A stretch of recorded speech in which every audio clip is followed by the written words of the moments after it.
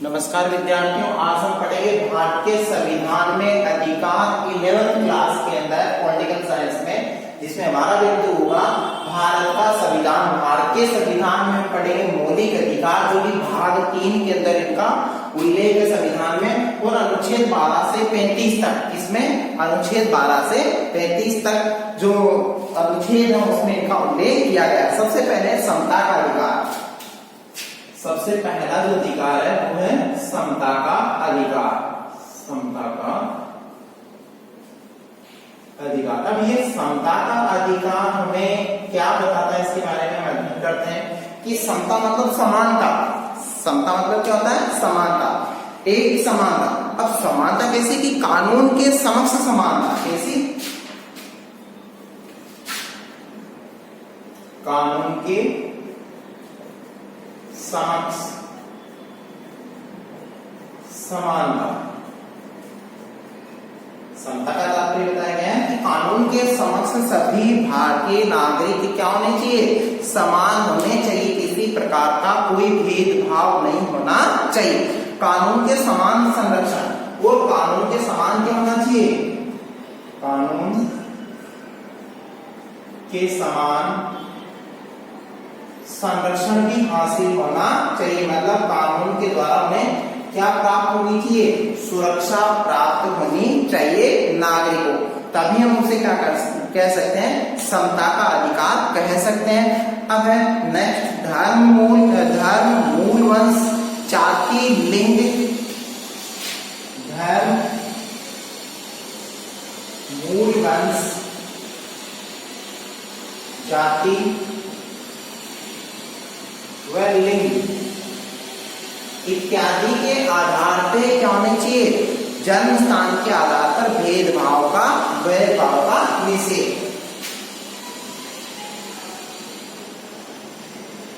आदि के आधार पर भेदभाव का क्या बताया गया? भेदभाव निषेध है, मतलब मनाही है। ये नहीं होना चाहिए। किसी भी व्यक्ति के साथ में इस तरीके के भेदभाव नहीं होने चाहिए। कानून के समान होने क्या, कानून के समक्ष होने क्या मिलना चाहिए? संरक्षण मिलना चाहिए। ठीक है। अब रोजगार में अवसर की समानता। रोजगार में भी क्या बताया गया है? रोजगार में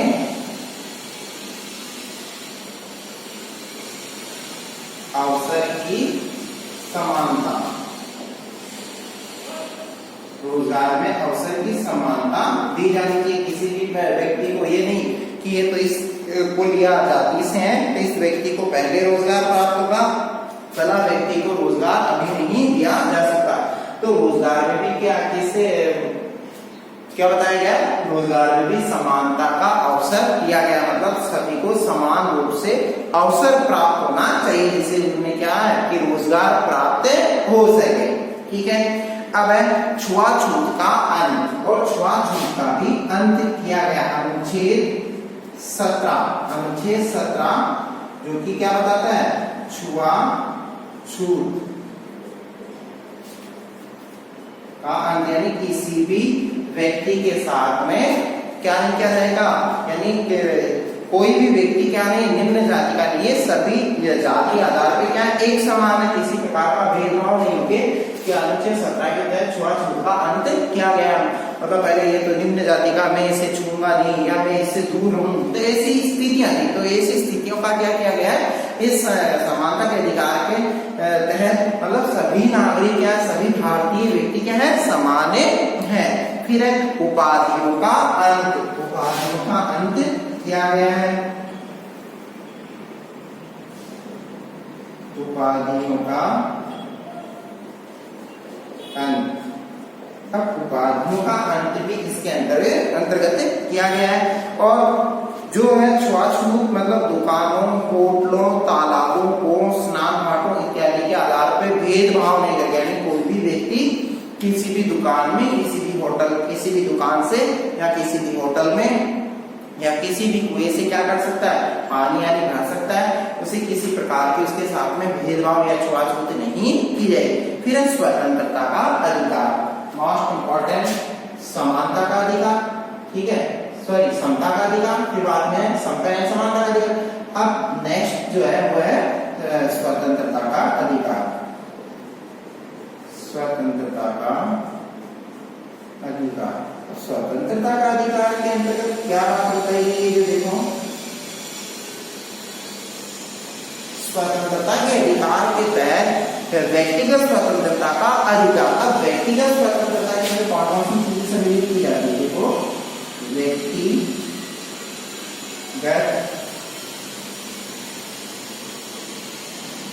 स्वतंत्रता का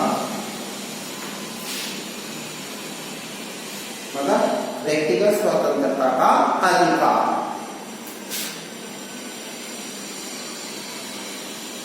व्यक्तिगत स्वतंत्रता क्या है, भाषण, अभिव्यक्ति, भाषण, अभिव्यक्ति, उनकी क्या दी गई है, स्वतंत्रता दी गई है। ठीक है, भाषण और अभिव्यक्ति और शांतिपूर्ण ढंग से जमा होने और सभा करने का, संगठित होने का अधिकार। शांतिपूर्ण ढंग से जमा होने और शांतिपूर्ण ढंग से क्या है, जमा होने, सभा करने का अधिकार। मतलब किसी तरीके से अगर कृत्य किया जाता है, कार्य किया जाता है, तब तक तो उन्हें क्या प्राप्त होंगे, अधिकार है उनका, उनको ये अधिकार प्राप्त है। लेकिन इसमें अगर त्रुटियां करते हैं कि वहां अगर सशस्त्र रूप से मतलब हाथों में हथियार लेके एक जगह एकत्रित हो जाए तो उस पर कानूनी कार्रवाई की जा सकती है। और सभा करने और उद्दंग वगैरह मचाने लग जाए, आंदोलन वगैरह करने लग जाए तो वो अशांति वहां उत्पन्न होती है। तो ऐसी सभा करने पे भी क्या लगाया गया, प्रतिबंध लगाया गया है। ठीक है, अब भारत में कहीं पे भी आने जाने का या भारत के किसी भी हिस्से में रहने की स्वतंत्रता, बसने की स्वतंत्रता। भारत में आने जाने व बसने की कहीं पर भी मतलब कहीं पर भी क्या कर सकते हैं, वो भारत में कहीं किसी भी स्थान पे क्या है, भारतीय नागरिक आ जा सकते हैं और वहां जाके वो रह भी सकते हैं। उनपे किसी प्रकार का कोई प्रतिबंध नहीं है। पहले ऐसा प्रतिबंध था, जम्मू कश्मीर के अंदर भारतीय नागरिक भी हो तो वो कहाँ नहीं रह सकता था, जम्मू कश्मीर के अंदर नहीं रह सकता था, वहां केवल जम्मू के नागरिक ही रह सकते थे। लेकिन इस स्वतंत्रता का अधिकार का अब वहां धारा 370 हटने के पश्चात अब भारत का कोई भी ऐसा राज्य नहीं है जहां आने जाने या रहने बसने की स्वतंत्रता नहीं हो। सब जगह क्या है कि उनको स्वतंत्रता हासिल हो गई है, स्वतंत्रता का अधिकार सब जगह लागू है। अब अपराधों के लिए दोष सिद्धि के संबंध में संरक्षण, अपराधों के संबंध में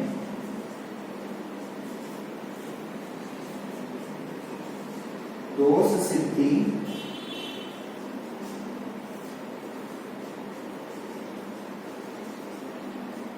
संबंध में संरक्षण यानी सुरक्षा देना है। क्या देना है, सुरक्षा देना है। ठीक है, और शिक्षा का अधिकार लागू होता है। यह सबसे महत्वपूर्ण बात है, शिक्षा का अधिकार सभी व्यक्तियों को स्वतंत्रता है कि वो क्या हासिल करे, शिक्षा हासिल करे। और ये शिक्षा का अधिकार सन 2005 से लागू किया गया। तब से सन 2005 से और 86वां संविधान संशोधन करके इसे सभी के लिए 0 से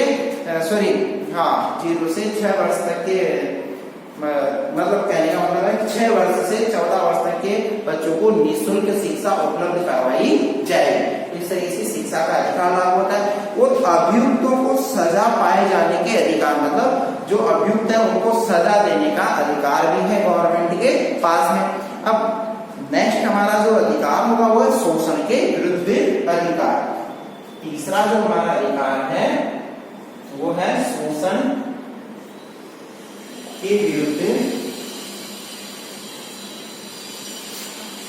अधिकार। अब शोषण के विरुद्ध अधिकार कौन सा है, इसके बारे में अध्ययन करते हैं। शोषण के विरुद्ध अधिकार से क्या तात्पर्य बताया गया है कि मानव के दुर्व्यापार, मतलब मानव के दुर्व्यापार और बंधुआ मजदूरी पर रोक। क्या किया गया है कि मानव के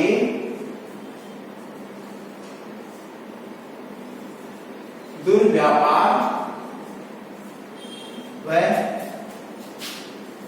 बंधुआ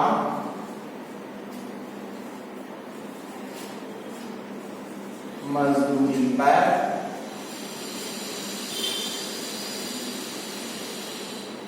प्रतिबंध है। मतलब मानव के दुर्व्यापार व बंधुआ मजदूरी पर क्या लगाया गया है, प्रतिबंध लगाया गया है। और जोखिम वाले कामों में बच्चों से मजदूरी कराने पर रोक। जो भारी भरकम काम हो, जो जोखिम वाला कार्य है, वो किनसे नहीं करवाया जाएगा, बच्चों से करवाने पे प्रतिबंध का प्रावधान है। मतलब जोखिम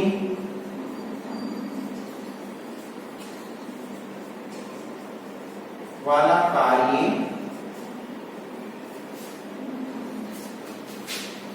बच्चों से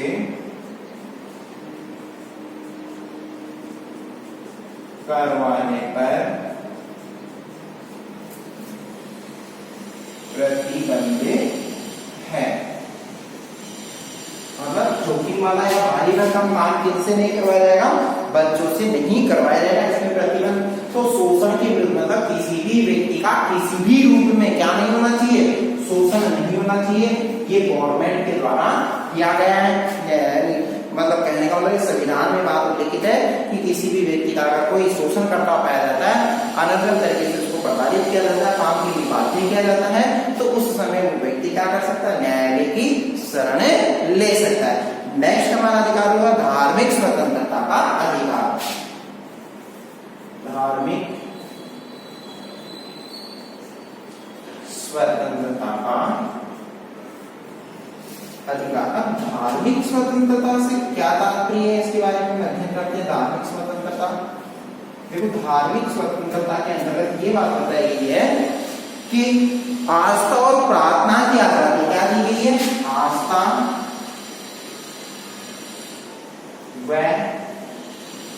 प्रार्थना की आजादी। आस्था व प्रार्थना की क्या दी गई है, आजादी दी गई। ठीक है। अब आस्था और प्रार्थना की आजादी दी गई है, वो धार्मिक मामलों के प्रबंधन क्या कर सकता है व्यक्ति, धार्मिक मामलों में प्रबंधन भी कर सकता है। धार्मिक मामलों के प्रबंधन की आजादी। धार्मिक मामलों के प्रबंधन की आजादी दी गई है। ठीक है। और किसी विशिष्ट धर्म की अभिवृद्धि के लिए, किसी विशिष्ट धर्म की अभिवृद्धि के लिए कर अदायगी की स्वतंत्रता क्या कर सकता है व्यक्ति, किसी विशिष्ट विशेष धर्म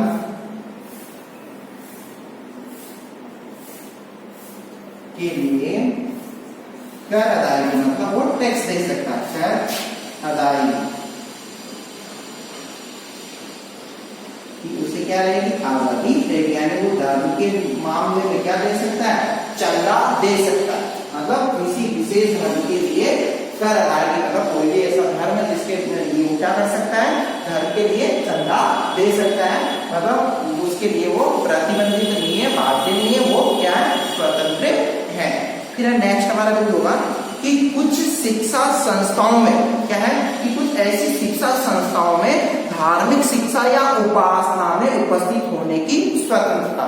कुछ ऐसी शिक्षा संस्थाएं हैं, कुछ शिक्षण संस्थाओं में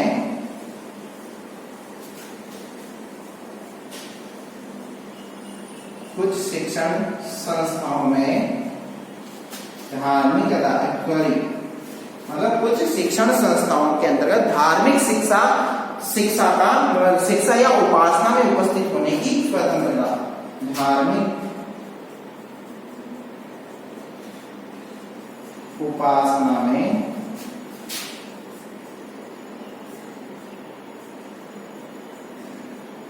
सम्मिलित होने की आजादी, मतलब वो प्रतिबंधित नहीं है। व्यक्ति चाहे तो वो उस जो जिस भी धर्म की है, जैसे कि मुस्लिम शिक्षा दी जाती है मदरसों के अंदर, हिंदू शिक्षा दी जाती है, हिंदुओं को शिक्षा दी जाती है गुरुकुल के अंतर्गत, यानी और ईसाई धर्म की शिक्षा दी जाती है मिशनरियों के अंदर। तो ऐसी संस्थाओं के अंदर जाके वो धार्मिक उपासना कर सकता है, ठीक है। उपासना में सम्मिलित होने की उसको क्या दी गई, आजादी दी गई।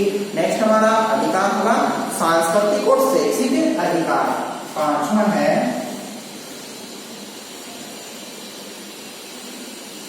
सांस्कृतिक व शैक्षिक अधिकार। सांस्कृतिक व शैक्षिक अधिकार से संबंधित क्या बात बताई गई है इसके अंतर्गत? देखो, सांस्कृतिक और शैक्षिक अधिकार के अंतर्गत ये बात बताई गई है कि अल्पसंख्यकों की भाषा और संस्कृति के संरक्षण का अधिकार। अल्पसंख्यकों की भाषा व संस्कृति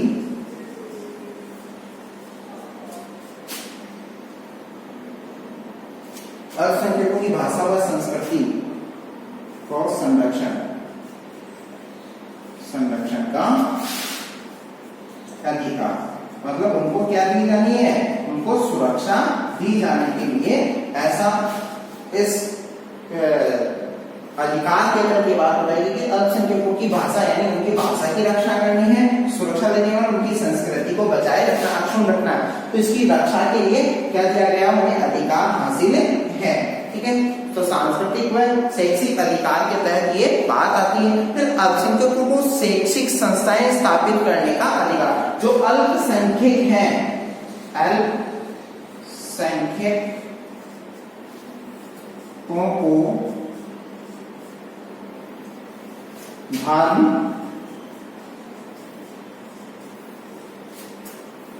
शिक्षण संस्थान स्थापित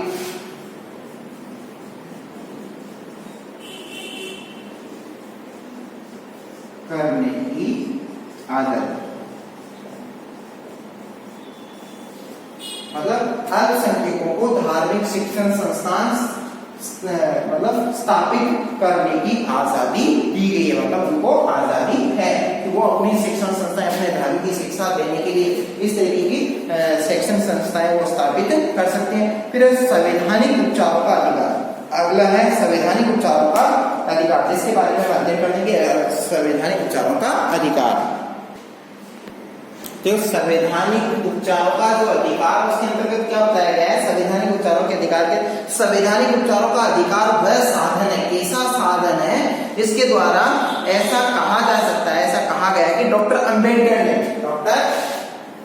डॉक्टर बी आर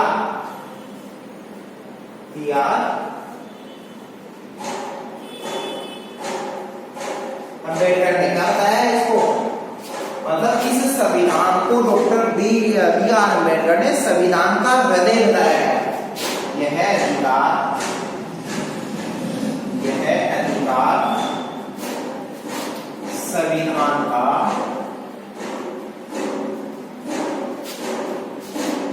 क्या हृदय है, मतलब ये अधिकार क्या बताया गया है, संविधान का हृदय बताया गया है, संविधान की आत्मा इस अधिकार को कहा गया, ठीक है। और दूसरी चीज इसी के अंतर्गत देखो कि इससे संख्या देते हुए अंतर्गत नागरिकों को ये अधिकार प्राप्त है, मतलब ये अधिकार नागरिकों को इस प्रकार प्राप्त है कि वह मौलिक अधिकारों के उल्लंघन किए जाने पर, मतलब अगर हमारे मौलिक अधिकारों का उल्लंघन हो रहा है तो उसके लिए नागरिक कहा जा सकता है, नागरिक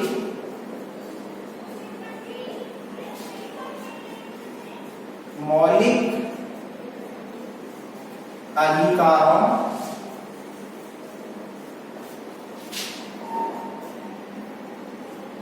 की रक्षा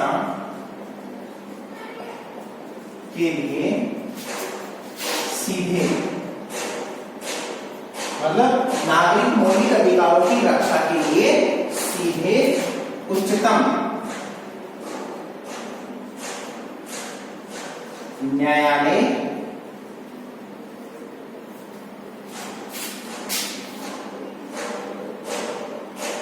जा सकता है। मतलब वो किसी उच्चतम न्यायालय की शरण ले सकता है अगर उसके अधिकारों का क्या हो रहा हो, उल्लंघन हो रहा हो, तो उनकी रक्षा सीधा कहां जा सकता है, उच्चतम न्यायालय के अंदर संरक्षण प्राप्त करने के लिए जा सकता है। ठीक है, अब न्यायालय या सर्वोच्च न्यायालय उसकी क्या करेगा, रक्षा करेगा। और न्यायालय कई प्रकार के विशेष आदेश जारी करते हैं तथा न्यायालय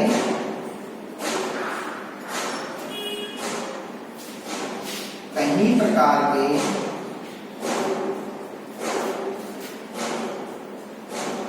आदेश पारित करता है जिन्हें क्या कहते हैं, रिट कहते हैं,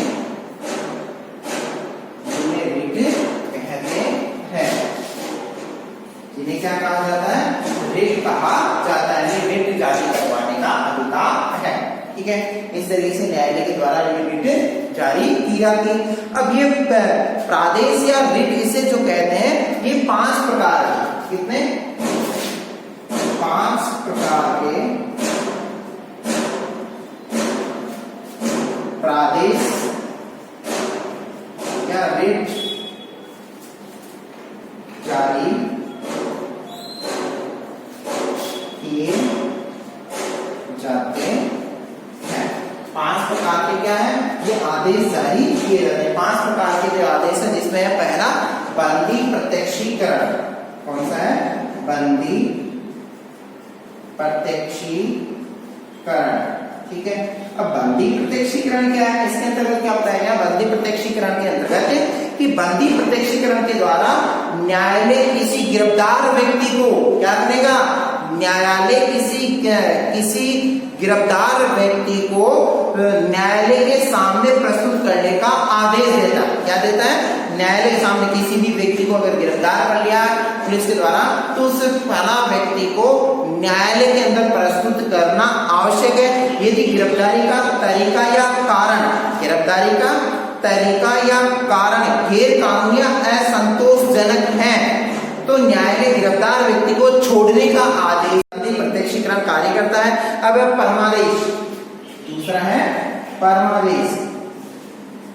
अब परमादेश मतलब आदेश देने से सीधा संस्कार निकल के आ रहा। परमादेश मतलब आदेश देता कि जब कोई, मतलब इसमें बताया गया है कि ये आदेश कब जारी किया जाता है, ये आदेश कब जारी किया जाता है, परमादेश कब जारी किया जाता है कि जब न्यायालय को लगता है कि कोई व्यक्ति, जब न्यायालय को क्या लगे कि कोई व्यक्ति, कोई सार्वजनिक पदाधिकारी अपने कानूनी और संवैधानिक दायित्वों का पालन नहीं कर रहा है, जब न्यायालय को ऐसा प्रतीत होता हो, ऐसा आभास होने लग जाए कि सार्वजनिक जो व्यक्ति है, वो जो सरकारी जो व्यक्ति है, वो अपने पद का दुरुपयोग कर रहा हो, सही तरीके से कार्य संचालन नहीं कर रहा हो, तो उस स्थिति के अंदर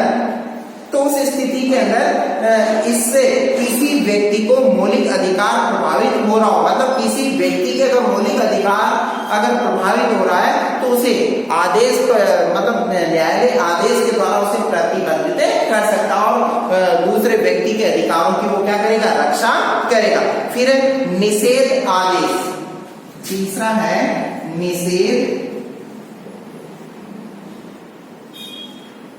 आदेश। अब निषेध आदेश के अंतर्गत क्या बताया गया है, देखो निषेध आदेश के अंतर्गत ये बात उल्लेखित की गई है कि जब कोई निचली अदालत अपने अधिकार क्षेत्र का अतिक्रमण करके, मतलब कोई निचली अदालत और अपने अधिकार क्षेत्र का क्या कर रही हो, अतिक्रमण करके किसी मुकदमे की सुनवाई करती है, तो ऊपर की अदालत, मतलब जो ऊपर की जो अदालत है, जैसे उच्च न्यायालय और उच्चतम न्यायालय, सर्वोच्च न्यायालय, उसे ऐसा करने से रोकने के लिए निर्देश आदेश जारी कर सकता है। मतलब अपने अधिकार क्षेत्र के दायरे से भी बाहर अगर निचली अदालत कार्य कर सकती है तो उच्च न्यायालय या सर्वोच्च न्यायालय ऐसा करने से उस न्यायालय को क्या कर सकते हैं, उसको रोक सकते हैं कि ये तेरे अधिकार क्षेत्र का कार्य नहीं है, अधिकार क्षेत्र से बाहर का है।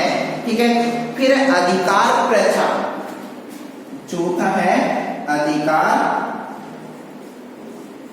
प्रच्छा। अब अधिकार प्रच्छा के अंतर्गत क्या उल्लेखित किया गया है? अधिकार प्रच्छा के अंदर ये बात उल्लेखित की गई है कि जब न्यायालय को लगता है कि कोई व्यक्ति ऐसे पद पर नियुक्त हो गया, मतलब न्यायालय को ऐसा लगे कि कोई व्यक्ति ऐसे पद पर नियुक्त हो गया है जिस पर उसका कोई कानूनी हक नहीं है, मतलब उस पद के अनुसार उसमें योग्यता नहीं है या उस पद के लायक वो व्यक्ति है ही नहीं, तब न्यायालय अधिकार प्रच्छा आदेश, मतलब उसके अधिकारों को क्या कर सकता है, छीन सकता है। उस पद पर कार्य करने से उसे क्या कर सकता है, रोक सकता है। मान लो कोई और क्लास का व्यक्ति है और कलेक्टर की पद पे जाके बैठ जाए, कलेक्टर की कुर्सी पे जाके बैठ जाए, तो ऐसे व्यक्ति को क्या करेगी न्यायालय, ऐसे व्यक्ति पे क्या लगा सकता है, रोक लगा सकता है, उसको रोक सकता है। तो ऐसा उसके पास में अधिकार होता है, तो अधिकार प्रच्छा का उपयोग यहाँ किया जाता है। फिर उत्प्रेषण रिट, पांचवा है उत्प्रेषण रिट। अब उत्प्रेषण रिट के अंतर्गत क्या बताया गया है? उत्प्रेषण रिट में बताया कि जब कोई निचली अदालत या सरकारी अधिकारी बिना अधिकार के कोई कार्य करता है, या तो कोई अदालत या कोई सरकारी अधिकारी जिसके पास में कोई अधिकार ही नहीं है, उस अधिकार से हटके अगर वो कार्य कर रहा है, तो ऐसी स्थिति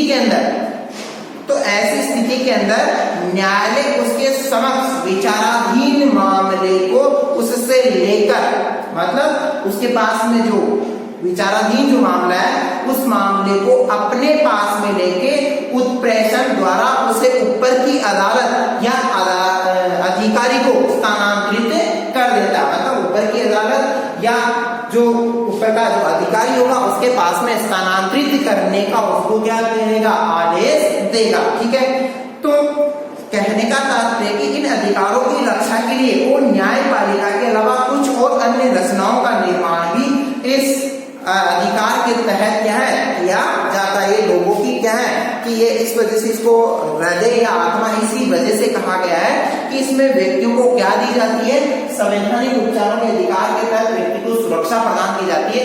उसके जो मौलिक अधिकार है उन मौलिक अधिकारों की रक्षा इस संवैधानिक अधिकार के तहत सबसे ज्यादा की जा सकती। ठीक है, इस तरह से आपके संपूर्ण अधिकार समाप्त होते हैं। अब हम पढ़ेंगे राज्य की नीति निर्देशक तत्व नेक्स्ट क्लास के अंदर। धन्यवाद।